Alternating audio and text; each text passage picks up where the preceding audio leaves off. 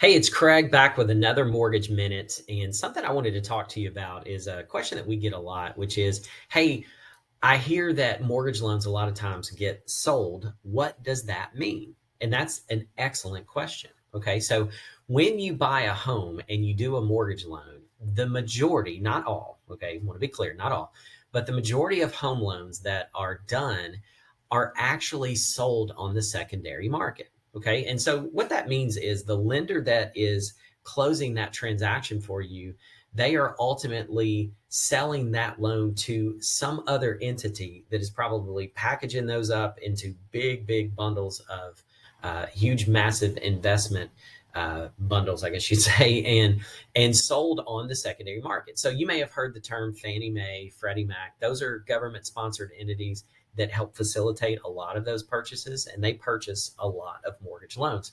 And not to get too deep in the weeds, but why do lenders do that? Well, it's easy. They can close millions of dollars of loans, turn around and sell them on the secondary market, get refunded for selling those loans, and turn around and loan out more money. If lenders did not do that, what would happen is they very quickly would run out of money to be able to loan out to someone like you. Now, sometimes when we talk about this, people say, well, hey, well, the people buying them on the back end of this transaction, why don't they just originate the loans? Here's the thing. They don't have the resources. They don't have the loan officers. They don't have the backroom support to be able to process these loans properly. So it's more efficient for them to come to a lender and say, hey, why don't you go originate a bunch of loans and we'll purchase those loans from you? And that's really how the system works. Okay.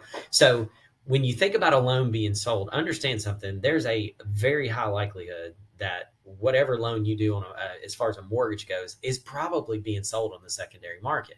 Now, the reason that's not a big deal to you is nothing changes with the loan. Understand that a loan is a contract. Okay. So if a lender closes a loan for you at a certain interest rate, post closing, they can't come back to you and say, oh, by the way, we changed our mind. We closed that at a rate that we no longer want to honor. So we're just going to jack your rate up 2%. Guess what? They cannot do that. It's a contract. Okay. Just like you are required to make payments on your mortgage, that lender is required to honor the details of the contract. And that loan could get sold 1,000 times. And by the way, if it did, you probably never know it. That loan could get sold 1,000 times. Nothing would change with the details of the transaction. Okay. Now, that's talking about the loan as, I guess, a debt instrument.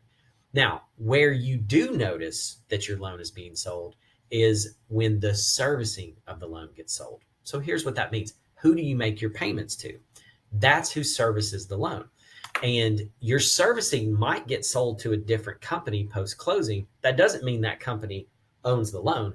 That could still have been sold to a big hedge fund somewhere else. But again, the hedge funds don't have the capability to collect payments. Servicing companies do.